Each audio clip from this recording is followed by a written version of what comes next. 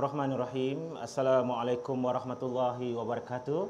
Dan salam sejahtera kepada semua pelayar Facebook Rasuah Buster dan Sinar Harian.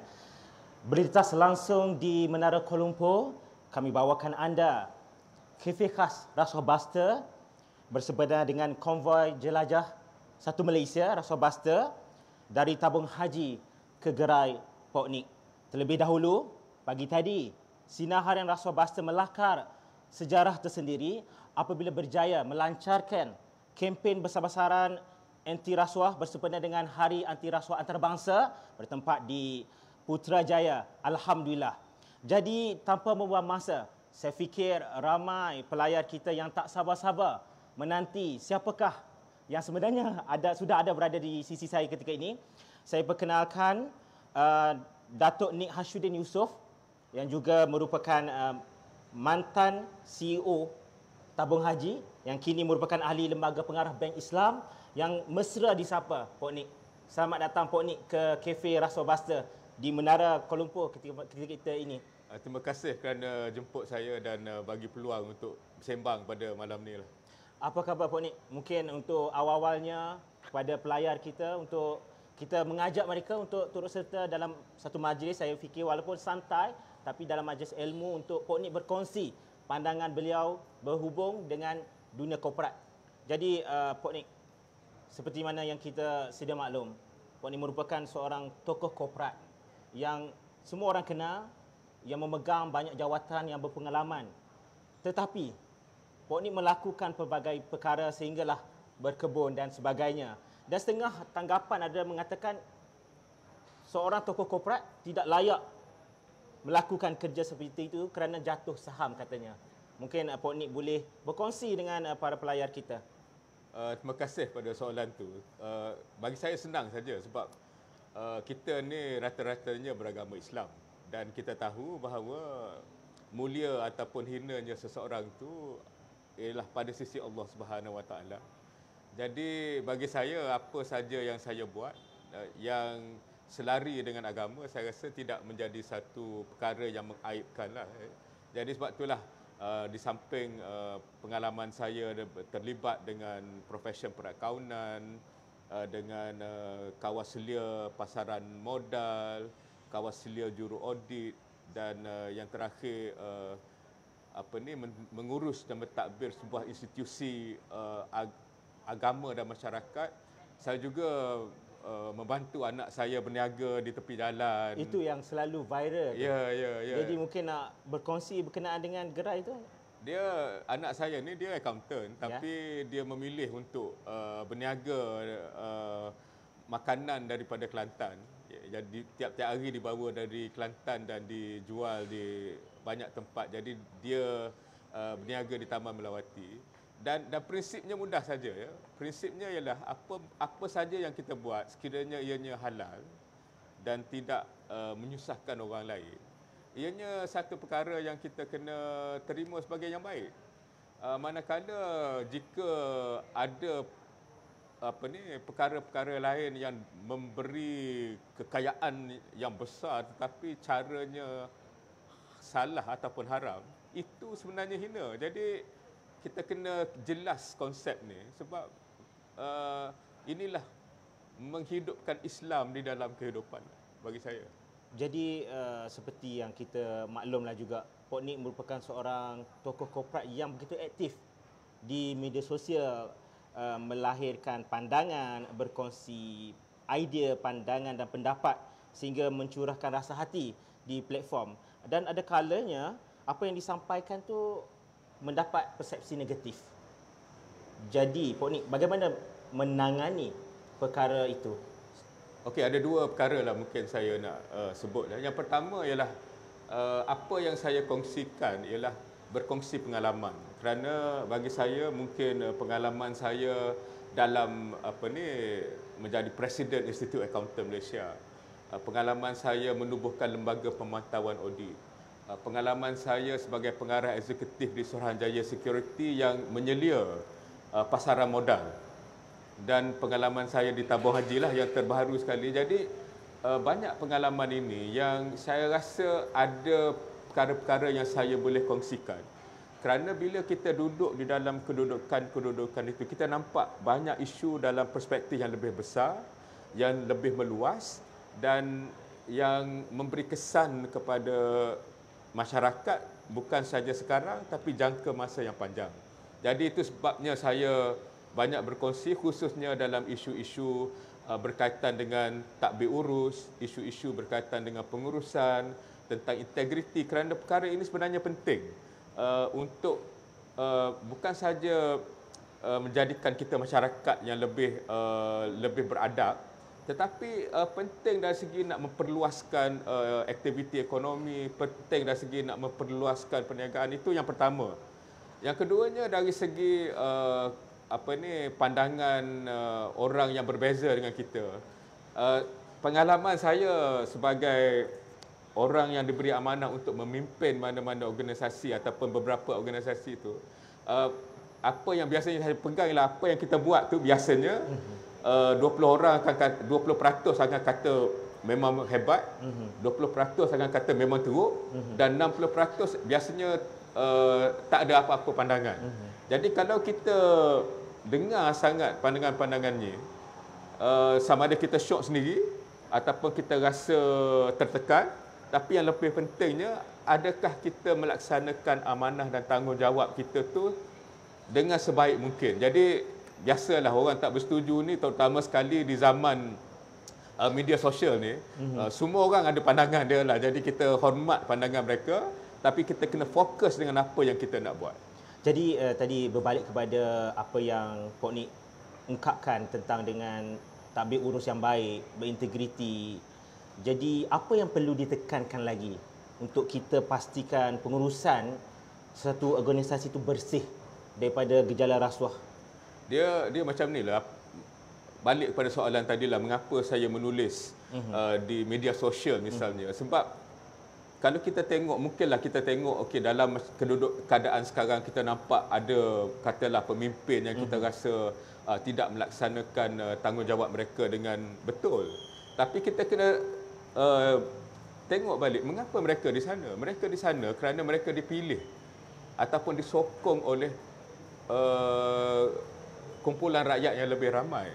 Jadi kalau kita rasa bahawa nak membetulkan keadaan ialah melantik pemimpin-pemimpin yang lebih berilmu, berpengalaman, lebih jujur, lebih amanah, mereka hanya boleh naik sekiranya masyarakat mahukan orang seperti itu naik. Jadi sebab itulah saya cuba berkomunikasi dengan masyarakat setakat yang saya mampu, cerita tentang bagaimana pentingnya kita letakkan orang yang sesuai pada kedudukan yang sesuai, supaya mereka boleh nampak, oh, untuk mencapai ataupun untuk mengubah keadaan daripada apa yang kita lalui sekarang kepada yang lebih baik, ianya bukan hanya dengan menukar individu A kepada individu B, tapi kita, siapa yang diletak itu mestilah mempunyai kriteria-kriteria yang akan membolehkan dia menjadi orang yang berkesan apabila dia melaksanakan tanggungjawabnya. Jadi berinteraksi dengan masyarakat merupakan satu perkara yang saya cuba. Tak ramai, sebab bukannya ramai, saya ni bukannya yang ada follower yang tapi berpuluh-puluh setiap ribu. kali posting Datuk tu mendapat sambutan.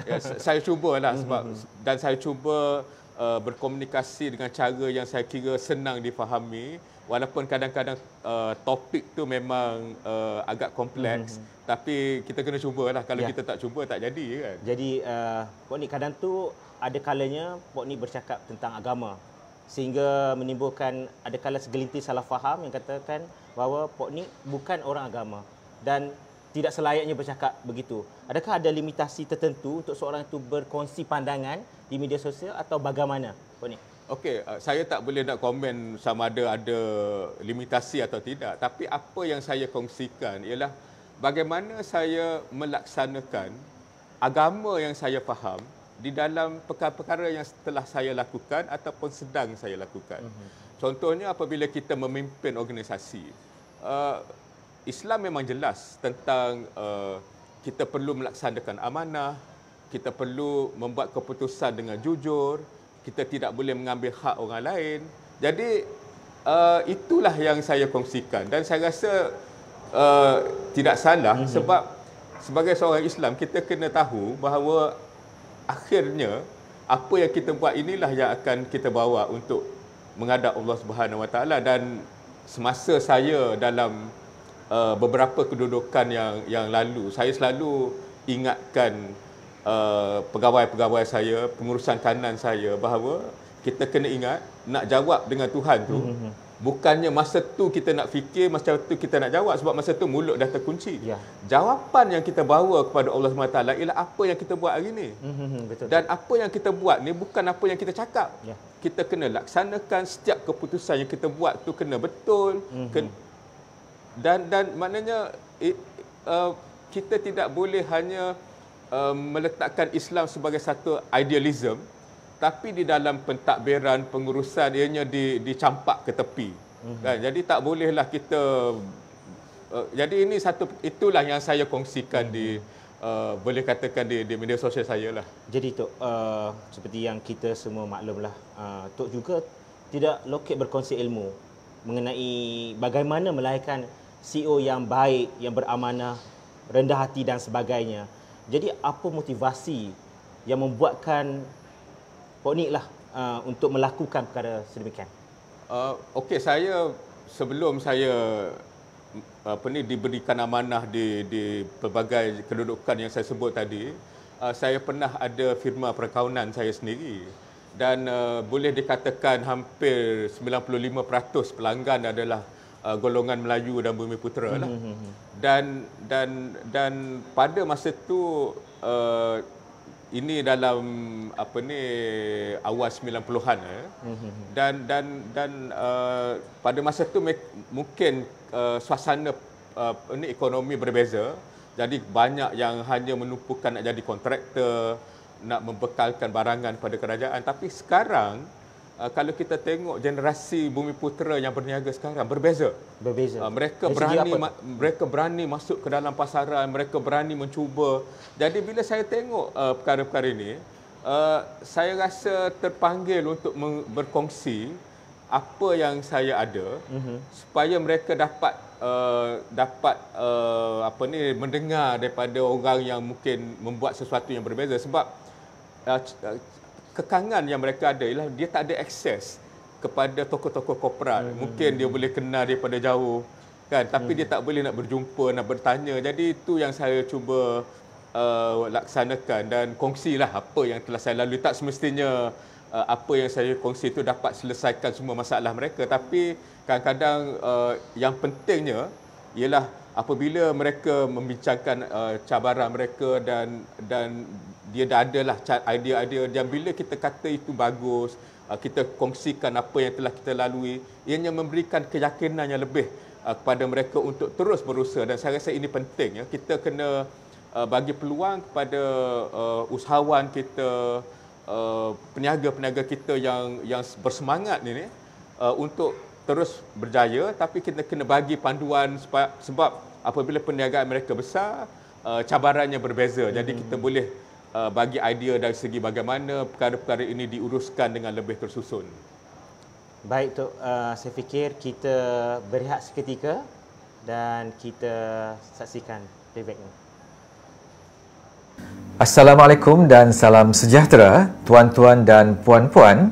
Selamat datang ke Menara Kuala Lumpur, menara telekomunikasi yang ketujuh tertinggi di dunia.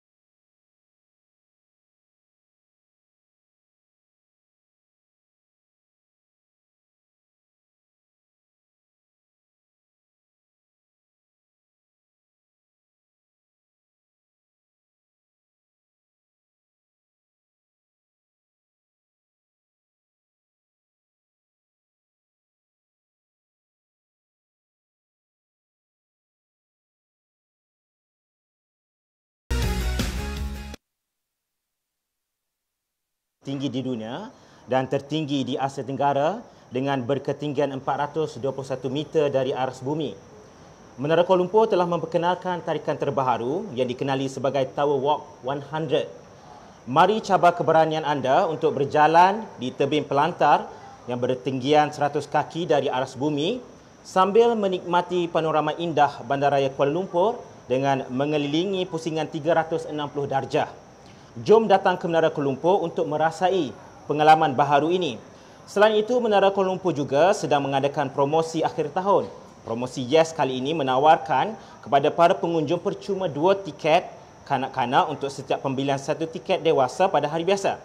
Bulan Disember adalah bulan untuk berjalan makan angin, jadi jangan lepaskan peluang untuk mendapatkan promosi Yes Menara Kuala Lumpur sehingga 31 Disember 2021 nanti. Tertakluk kepada terma dan syarat. Jadi, Pok Nik tadi mungkin sebut sedikit dan saya fikir mungkin perkara ini yang orang mahu tahu tentang Pok Nik ni berkenaan dengan tabung haji. Okey. Itu saya fikir mesti di luar sana ternanti-nanti butiran apa yang akan keluar daripada Pok Nik tentang tabung haji. Apa cabaran semasa, ketika dan selepas tabung haji dari sudut cabarannya, Pok Nik? Dia okey, semua orang tahu tabung haji pada tahun 2018 ada pertukaran kepimpinan di sanalah. Jadi masa tu saya tak masuk lagi, saya masuk 2019. Jadi pada tahun 2019 setelah selesai penstrukturan semula tabung haji, CEO tabung haji ketika itu kena berundur di atas sebab-sebab peribadi. Jadi saya telah diberikan amanah untuk meneruskan apa yang telah dilakukan.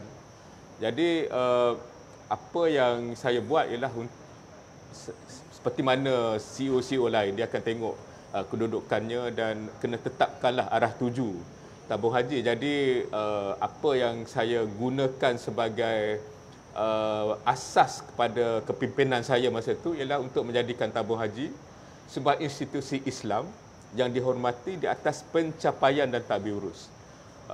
Saya sengaja gunakan istilah tadbir urus di dalam pedoman itu kerana bagi saya tabung haji mempunyai peluang yang besar untuk menjadi ikon kepada sebuah institusi Islam yang cemerlang. Sebab sebab tabung haji ni dia buat 2 perkara besar. Satu, kita takbir harta orang Islam. Dan sekarang ni dah lebih daripada 82 bilion. Masa saya masuk tu dia turun sekejap pada 69 dan masa saya tamat perkhidmatan saya di tabung haji ianya kembali kepada 80 bilion. Maknanya keyakinan dan kepercayaan pendeposit dah kembali pada tabung haji. Itu satu perkara. Dan yang keduanya ialah untuk membantu orang Islam menyempurnakan agama melalui ibadah haji.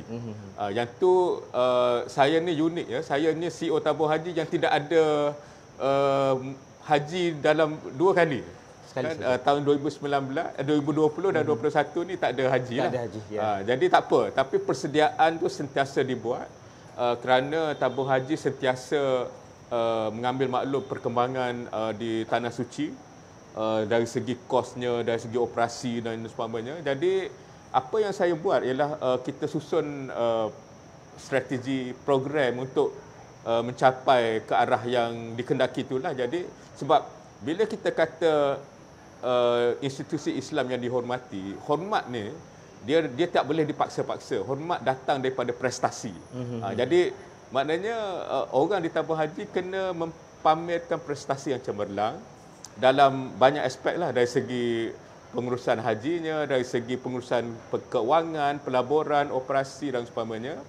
Dan yang kedua, ianya dikawal dan diselia dengan tadbir urus yang cemerlang lah. Jadi apa yang saya hasratkan masa itu ialah jika ada di mana-mana orang di dalam dunia yang nak cari manakah institusi Islam yang cemerlang dari segi operasi, dari segi tadbir urusnya, kita nak kalau boleh tabung haji dijadikan ikon untuk seluruh umat Islam di dunia. Itu yang kita hasratkan pada masa itu. Tapi tak apalah, dia biasanya bila Tuhan kata dah habis tempoh kita habislah. Dan ini satu perkara penting ya. Bila kita cerita nak buat pembaharuan, kita cerita nak buat kebaikan, kita kena guna peluang yang kita ada sekarang. Sebab kita tak tahu bila peluang itu tamat. Kan, jadi masa di tabung haji itu kita cuba buat apa yang boleh. Dan uniknya tabung haji ni ialah sebab dia sebab institusi yang disayangi oleh jutaan rakyat Malaysia. Ya, semestinya. Jadi kadang-kadang sebab mereka terlampau sayang, dia punya pandangan kepada tabung haji pun pelbagai lah. Jadi kadang-kadang ini juga cabaran. Ya. Sebab macam-macam lah orang dia membuat pendapat berdasarkan apa yang dia dengar, berdasarkan dia rasa. Sedangkan kita sebagai orang yang diberi amanah dan tanggungjawab kena membuat satu tindakan berdasarkan fakta, data dan juga hasrat yang saya sebutkan tadi. Jadi ini yang menyebabkan macam-macam cerita lah. Ya. Tapi ianya merupakan satu pengalaman yang menarik dalam karier saya. Dan saya doakan di bawah kepimpinan yang baru ni, tabung haji akan terus cemerlang lah.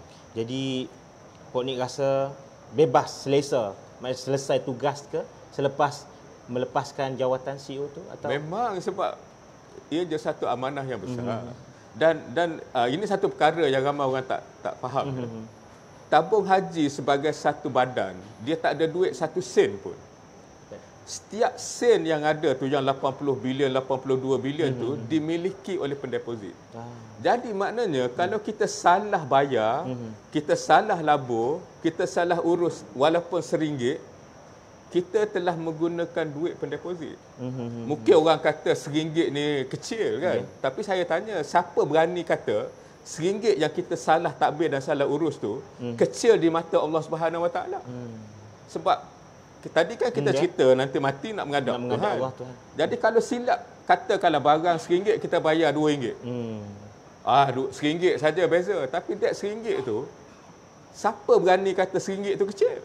Jadi benda ni yang kita terapkan di dalam kepimpinan tabung haji, di dalam kaki tangan tabung haji, supaya mereka mengambil berat dan mengambil serius setiap tindakan yang mereka buat. Jadi kita berbalik tentang keadaan terkini. Jadi apa pandangan Pok Nik berhubung dengan situasi terkini dan apa yang ingin diperbetulkan sangat? Apa yang Pok Nik rasa perlu diperbetulkan sangat-sangat? Saya rasa saya dah sebut di awal tadilah bahawa sekarang ni masyarakat kita ni kena dibuka mata mereka tentang betapa pentingnya pentadbiran pengurusan kepimpinan. Kita tak boleh memilih ataupun melantik seseorang hanya kerana dia popular, dia pandai beraksi di media sosial, dia bercakap dengan cara yang baik, yang boleh mempengaruhi, tapi kita kena tengok kemampuan dia melaksanakan apa yang kita nak beri dia tanggungjawab dan amanah itu. Jadi inilah yang saya rasa kita kena sama-sama usaha. Sama ada kita nak tekankan dalam aspek agama ataupun kita nak tekankan dalam aspek integriti. Sebab kalau perkara ini rapuh di dalam institusi-institusi yang ada di negara kita, dianya mempunyai kesan jangka panjang yang akan memberi kesan kepada ramai orang. Saya bagi contoh yang mungkin ialah bila tabung haji disusun semula, tabung haji serahkan aset 10 bilion kepada urus harta jemaah yang ada komitmen jaminan daripada kerajaan. Kerajaan akan bayar balik kepada tabung haji sukuk yang bernilai 20 bilion. Dan bila dicampur keuntungan mungkin akan mencapai dalam 25 bilion.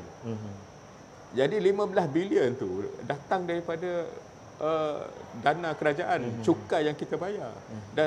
Dan ianya menyebabkan banyak mana sekolah yang tak dapat dibina, banyak mana hospital yang tak dapat dibina. Jadi tadbir urus ni dia akan mempunyai kesan ekonomi.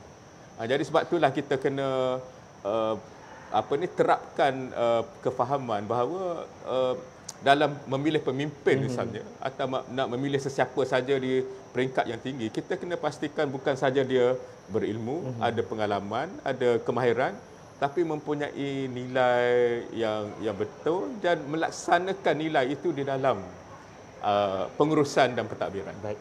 Jadi Pok Nik, jadi kalau kita lihat situasi terkini berhubung dengan kereputan moral, jadi pada pandangan Pok Nik lah, adakah ketika ini perlunya pesalah rasuah dihukum gantung seperti mana yang telah dilaksanakan di beberapa negara? Adakah sampai ke tahap itu pesalah rasuah kita perlu untuk menakutkan golongan-golongan yang tak habis-habis membuat onar ini? Okey, ini pandangan saya. Ya, kita tengok macam dadah. Dadah pun ada hukuman gantung, tapi ianya tidak menyelesaikan masalah. Tapi mungkin dari segi nak menakutkan, mungkin boleh difikirkan. Tapi yang lebih penting ialah kita kena address jiwa masyarakat di Malaysia ni tentang rasuah, salah guna kuasa, bahawa perkara ini sebenarnya besar. Ianya bukannya satu perkara yang mana A bagi duit kepada B, B bagi apa yang A nak dan selesai. Sebab ada pihak ketiga yang akan terkesan, sama ada orang yang memiliki syarikat ataupun kalau institusi kerajaan yang terkesannya ialah rakyat. Sebab jadi jangan dikecil-kecilkan rasuah dan jangan kita kecil-kecilkan nilai rasuah tu, sebab bila ianya sentiasa berlaku, ianya akhirnya akan menjadi satu satu perkara yang dibudayakan. Kita mungkinlah orang Malaysia dia kata ada negara lain yang rasuah sudah menjadi budaya. Jadi tapi kita pernahkah tanya diri kita sendiri, adakah perkara itu sudah menjadi perkara yang sama di negara kita kan? Jadi hukuman tu bagi saya ialah perkara yang kedua. Yang lebih penting ialah bagaimana kita nak sedarkan dan kalau kita tengoklah ini saya ialah kan okey, di Malaysia kalau cerita pasal kaum Nabi Lut, memang semua orang akan keluar satu kampung bersetuju kita lawan benda tu. Tapi dalam Quran ada juga cerita tentang kaum Nabi Syuaib. Dan apakah dosa kaum Nabi Syuaib? Tentang perniagaan, tentang pengambilan hak. Dan rasuah ialah pengambilan hak secara batil. Jadi takkan kita nak memilih-milih dosa yang kita nak lawan. Jadi itu yang kita kena tekankan lagi lah.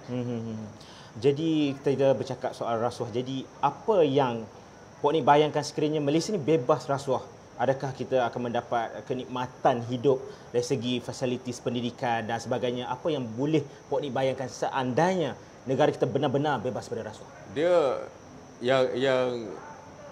yang pentingnya ialah keputusan dibuat dengan cara yang penuh adil, tidak dipengaruhi oleh unsur-unsur yang tidak ada kena-mengena dengan keputusan itu. Jadi ini akan menyebabkan orang yang berusaha lebih akan mendapat peluang yang lebih. Ini akan menyebabkan kos-kos yang ditanggung sekarang ada setengahnya yang tidak perlu ditanggung, tidak akan ditanggung. Jadi ianya tentunya akan menyebabkan ekonomi lebih rancak.